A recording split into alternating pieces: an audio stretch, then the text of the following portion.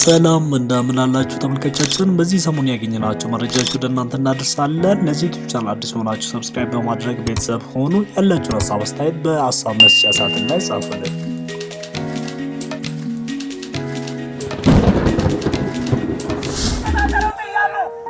አዶና ያለ በእነዚህ ልበብራ አልጋ ላይ ሆኜ ሰው እንደዚህ ነበር የሚናፍቅ አይነበረ መጥቶ ቴኬር የሚያደርገኝ ሰው አጣው። እንዴት ሊሆን ይችላል ያልኩት በቃ እንደዛ ነው የነበረው። ዶክተር አብይ አህመድ ብቻቸውን ቁጭ ብለው ሲያለቅሱ ተመልክተናል። ምን ሆነ ያለቀሱት?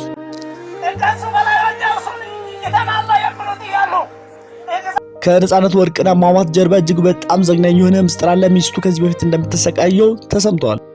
አልፈልግህም መጽሐፍህንና ቡትቶን ከዛ ቤት ይዘህ ውጣ ብላ አለችኝ ብሎ ለኔ መጀመሪያ የነገረኝ ያኔ ወንዴ እንደውም ህንድ ላይ ነው የነገረኝ። ለኔ መጀመሪያ ነው የነገረኝ። ከዛ እኔ እንደውም ይሄን እድል አግኝተህ ለምን አትወጣም? አዶናይ ወደ አሜሪካ የሄደው ካለ በጎ አድራጎቱ ፍቃድ ውጪ ነው። አዶናይ ያለ በእነዚህ ልበ ብርሃኖች ነው እንግዲህ እዚህ ጋር የምታዩት ፈንድሬዚንግ ፕሮግራም የተጀመረው ማለት ነውና በመላው ዓለም የምትኖሩ ኢትዮጵያውያን ሰላም እንደምን አላችሁ? እነዚህ ሶስት ነገሮች ላይ እንግዲህ በሰፊው ተንተን እንመለከታለን ማለት ነው። እጅግ በጣም አስገራሚ የሆነ ነገር ደግሞ ስለ ነጻነት ወርቅነህ ከአሟሟቱ ጀርባ ያለው ምስጢርና በተለይ ስለ ትዳሩ የነበረው ነገር እንደዛውም ስለ ጓደኝነት ከጓደኛው ጋር አስናቀ ጋር የነበረው ጓደኝነትም ደግሞ እጅግ በጣም ብዙ ምስጢሮች ወጥተዋል። ቤተሰቦቹ መጥቶ እንግዲህ ለሚዲያ ዘርግፈዋል ማለት ነው። እንደዛም ደግሞ ዶክተር አብይ አህመድ ሰሞኑ እንግዲህ መዝናናት ላይ እንደነበሩና እናውቃለን። እየተዝናኑ ሳለ ግን ወደ ሐረር አካባቢ እየተዝናኑ ነበረና ይሄ መዝናኛቸው ግን ወደ ለቅሶ ተቀይሯልና ይሄ የተቀየረበት ምክንያት ምንድነው? ዶክተር አብይ አህመድ ከባለቤታቸው ወይዘሮ እመቤት ዝናሽ ታያቸው ጋር እየተዝናኑ እያሉ ግን አሁን ደስታቸው ወደ ሀዘን የተቀየረበት ምክንያት ምንድነው?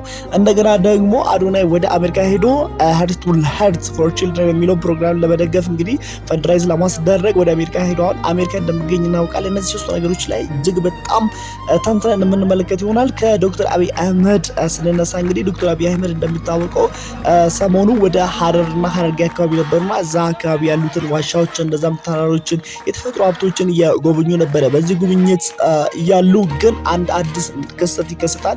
ይህም ከዚህ በፊት አምና እንደተከሰተው በጋሞ ዞን አካባቢ በመሬት ናዳ ብዙ ሰዎች ይሞቱና ይቀበራሉ ማለት ነው። አንዳንዶቹ አስክሬናቸው የተገኙ ሲሆኑ ሌሎች ያልተገኙ አሉና በዚህም ደግሞ ዶክተር አብይ አህመድ መዝናናት ላይ እያሉ ጉብኝት ላይ እያሉ ግን አላስቻላቸውም። ቀጥታ ወደ ጋሞ አደጋ ወደ ተከሰተበት ቦታ በሄሊኮፕተር ይሄዳሉ ማለት ነው። እዛ በመገኘትም ደግሞ ከህዝቡ እኩል እንግዲህ ሀዘናቸውን ሲካፈሉና ሲያለቅሱ ስቅስቅ ብሎ ሲያለቅሱ እንመለከታለን። ይሄ ማለት መሪው ምን ያህል እንግዲህ ከህዝቡ ጎን እንዳለና ከመሪነት ማለት ከላይ ሆኖ መምራት ከላይ ሆኖ ማዘዝ ሳይሆን እንግዲህ ታች ወርዶም ከህዝቡ ጋርም ደስታም ሀዘንም መካፈል እንደሆነ እንግዲህ በእውን ያሳዩ ተግባር ነውና በዚህም ደግሞ ሰዎች እያደነቁ ይገኛሉና በዚህ አደጋ ለተጎዱ ለጋሞ ህዝብም ደግሞ አንድ መላ መምጣት አለበት። ይሄ እንደዚህ መቀጠል የለበትና ወደፊትም ብዙዎች ሊያልቁ ስለሚችሉ በዚህ ይሄ ጉዳይ እጅግ በጣም ትኩረት ተሰጥቶበት ሊሰራበት ይገባልና አንድ መፍትሄ ሊሰጥበት ይገባል ብለው አንዳንድ ሰዎችም ሀሳባቸውን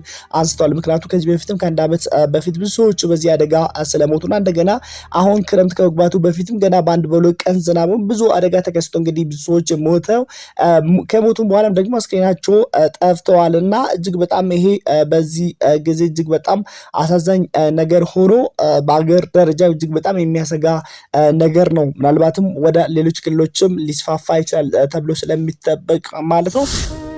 ሌላ ጉዳያችን ደግሞ እንግዲህ እንደሚታወቀው ነጻነት ወርቅነህ ከሞታ ወደ 2 ወር ምናምን ያልፋልና በዛን ጊዜ ያልተሰሙ ነገሮች አሉ። ሲሞት እንግዲህ እንደሚታወቀው በጉበት በሽታ እንደሞተና ይሄ ህመም በርትቶበት ነው የሞተው።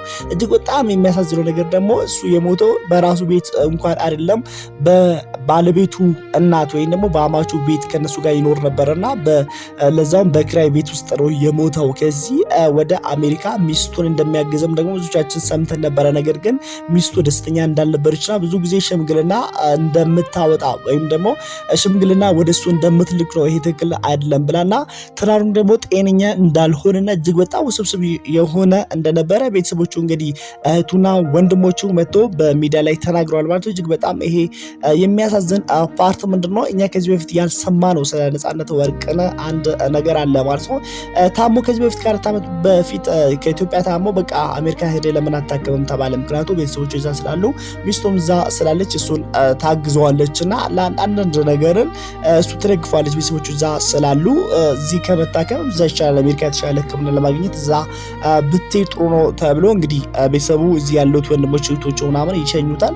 እዛ ከደረሰ በኋላ ግን እዛ ያገኘው ሕክምና ሳይሆን ንዝንዝ ነበርና ሚስቱ ደስተኛ እንዳልነበረች ከዚህ ወደ አሜሪካ የሚልከው $2,000 ለልጆቹ ክፍያ ለአንዳንድ ነገሮች በቂ እንዳልሆነና ከዛ በላይ መላክ እንዳለበት እንደገና እዛ ደርሶም ደግሞ እጅግ በጣም የሚያሳዝነው ነገር አንድ ቀን የሆነ ጊዜ ላይ ለሷና ለልጆቿ ምግብ ትሰራና ለነጻነት ወርቅነህ ግን ታሞ እያለ ምግብ እንደማትሰራና ራስ ተነስተ ስራ ትለው እንደነበረና በመካከላቸው አለመግባባት እንደነበረ ነው። ይሄ ደግሞ እንደ ምክንያት የሚነሳው እንግዲህ እንደምታውቀው እሱ እዚህ የሚኖረው ከባለቤቱ እናት ጋር ነበርና የባለቤቱ እናት ወይም ደግሞ አማቹ ወሬ እንደምታቀብል ነው ከዚህ በፊት ለባለቤቱ እና እንደውም የመጣላታቸው መንስኤ እንግዲህ ተለያይቶ መኖራቸው እጅግ በጣም እንዳንድ ምክንያት ነውና የባለቤቱ ሚስት እናት ደግሞ ከዚህ ወሬ ታቀብላለች። እንደዚህ ያደረገ እናደረገ እያለች ለልጇ ማለት ነው ለወርቅነህ ባለቤት ለነጻነት ወርቅነህ ባለቤት ትነግረዋታለች ማለት ነው።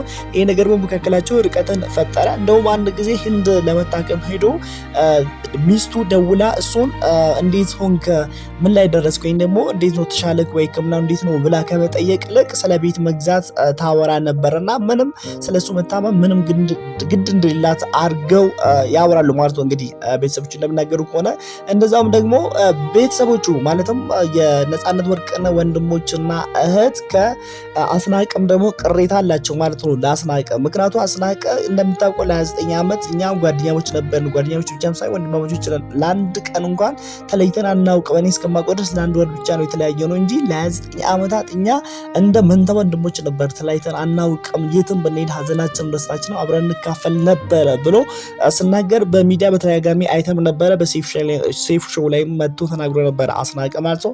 ቤተሰቦቹ ግን ጉዳዩ እንደዛ አይደለም። አስናቀ እንደሆም ነጻነት ወርቅነህ ቶሎ እንዲሞት ያደረገው እሱ ነው። ምክንያቱም እንደታመመ እያወቀ ግን እሱን ይዞት መጠጥ ቤት ይሄድ ነበረ፣ አብሮ ይጠጡ ነበረ።